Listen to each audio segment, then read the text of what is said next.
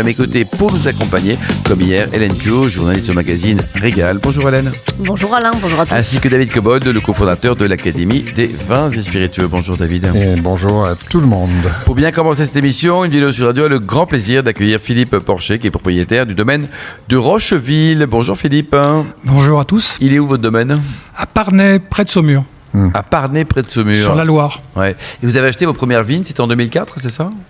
Oui, en 2004. Mon premier millésime, c'est 2005. 2005, quoi. C'était pas une année... Et vous avez toujours été vigneron ou Non, j'ai eu plusieurs vies au sens propre et au sens figuré. Combien de femmes ? La même depuis 32 ans. 32 ans la même ? Oui. Hélène Pio. Donc effectivement, plusieurs vies professionnelles. La première comme directeur d'un magasin Leclerc. Oui, c'est ça. Oui. Et puis en 2004, vous décidez que finalement les rayons, ça va bien. C'est quand même plus rigolo de faire le vin qui va sur les rayons que de garnir les rayons eux-mêmes. C'est à peu près l'idée ou non, ça s'est pas passé comme ça ? Non, c'est la chance d'avoir une femme intelligente qui laisse son mari à 40 ans se dire tiens, je vais peut-être réussir à fin de compte, comme j'avais commencé très jeune. Agnès. On l'embrasse Agnès. Avec plaisir. Et donc, oui, il y a une femme intelligente qui à 40 ans me dit écoute, elle regrette peut-être un peu maintenant, parce que c'est un métier de fou, vous le savez bien, d'être vigneron. Mais c'est un métier passionnant, donc je ne regrette pas. Donc vous avez vendu le Leclerc ou vous l'avez gardé ? J'ai vendu. Ouais. Ça se vend bien, remarque, là, vous avez un petit peu de sous quand même. Hein. Oui, mais il en faut pour... oui, ça c'est aussi. Il en faut beaucoup, oui. Contrairement à ce que les gens croient, on gagne peu d'argent en fin de compte dans le monde de la viticulture, alors c'est du très long terme. C'est même souvent la meilleure façon d'en perdre.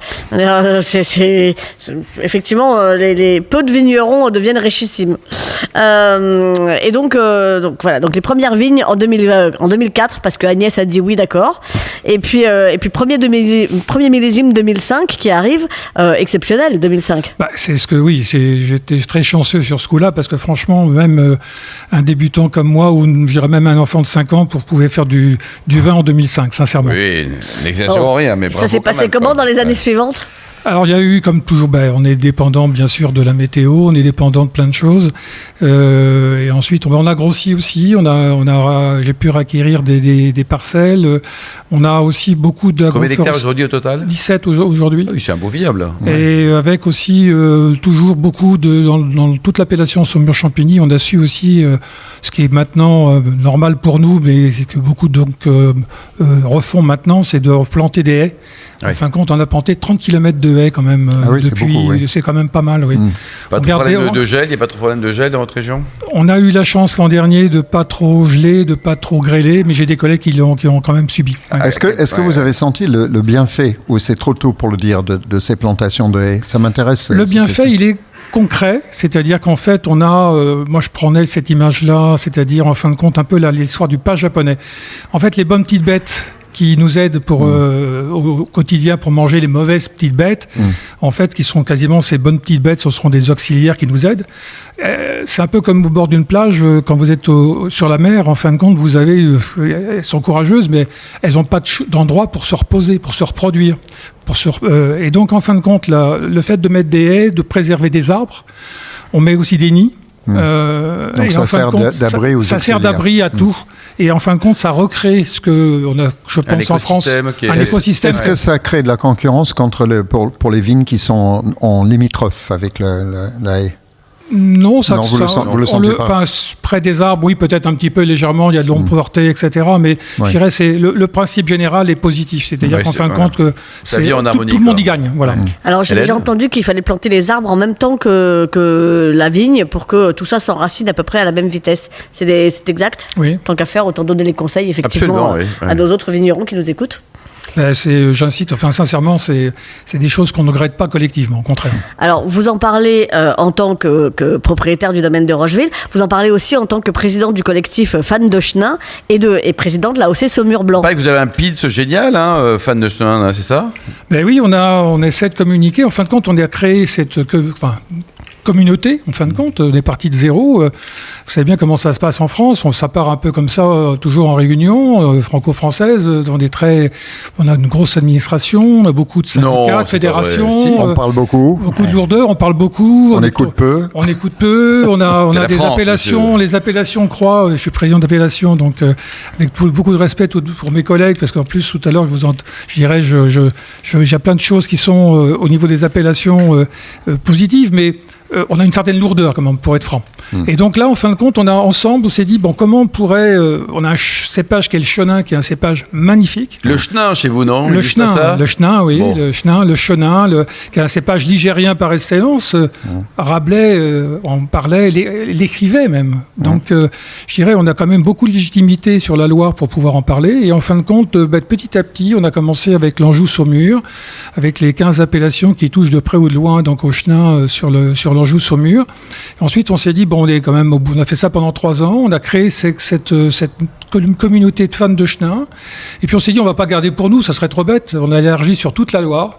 Et puis en fin de compte, ensuite, on a donc maintenant près de plus de 1500 fan zones. En fin de compte, on en a en France, mais on en a même dans le monde entier. Afrique du Sud, par exemple. Afrique du Sud aussi. On a été en Afrique du Sud donc en 2022. J'ai eu la chance de rencontrer Ken Forrester et puis toute l'équipe là-bas. Ils sont. Alors là-bas, c'est ça. Ken Forrester, c'est le pape anglais en Angleterre. C'est l'ancien Commonwealth, l'Afrique du Sud. Et donc, en fin de compte, ils ont un réseau énorme, notamment en Angleterre. Et Parce qu'il y a beaucoup de chenins en Afrique du Sud, énormément. Et donc, c'est le vigneron star d'Afrique du Sud. C'est important de le préciser parce que tous les auditeurs ne le connaissent pas forcément, ce garçon. C'est vrai. J'ai la chance de le côtoyer et en fin de compte, c'est un garçon adorable. Et juste sans être trop long, il faut quand même se rappeler que, bon, on a quand même fait beaucoup de bêtises aussi en France au moment de la Saint-Barthélemy, par exemple. Il y a ceux qui sont restés vivants, Saumur ayant été tout le temps une plateforme protestante. En fait, ils sont partis dans les Pays-Bas. Ils ont dans leur poche, ils avaient un pied de chenin. Ils ont pris le bateau et en fin de compte, ils ont créé le Cap. Et oui. Et à l'époque, ça s'appelait le Sting et le distillaient beaucoup pour buter le vin parce que à l'époque, c'était pas vraiment du vin, vous savez bien. Alors, on va peut-être revenir à Parnay et à Saumur-Champigny. C'était sympa le temps par le Cap, mais on va retourner parler de vos vins quand même. Je le dis, il fait chaud aussi chez vous, puisque... mais non, mais c'est vrai, Champigny, c'est Campus Ignis, champ de feu. Donc voilà, ça y est, la boucle est bouclée avec l'Afrique.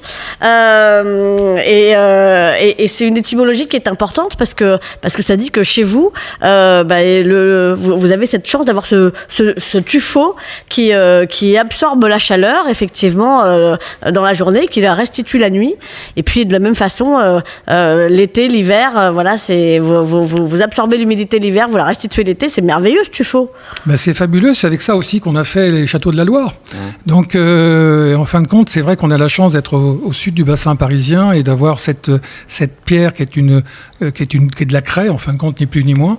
Et que c'est vrai que, vous voyez, même entre l'Anjou noir et l'Anjou blanc, entre guillemets, on a des différences entre la fin du massif armoricain sur le schiste et nous, on a justement cette possibilité, même les années difficiles caniculaires, 2022 par exemple, quand il y a une année très chaude, on s'aperçoit que on a du mal, on a des fois des petits rendements, la peau du raisin est très épaisse, on a des petits rendements en jus, mais on le voit à travers les ciels quand on va dans les caves en dessous, parce que c'est un vrai gruyère. En fait, on voit que les racines descendent très, très, très profondément.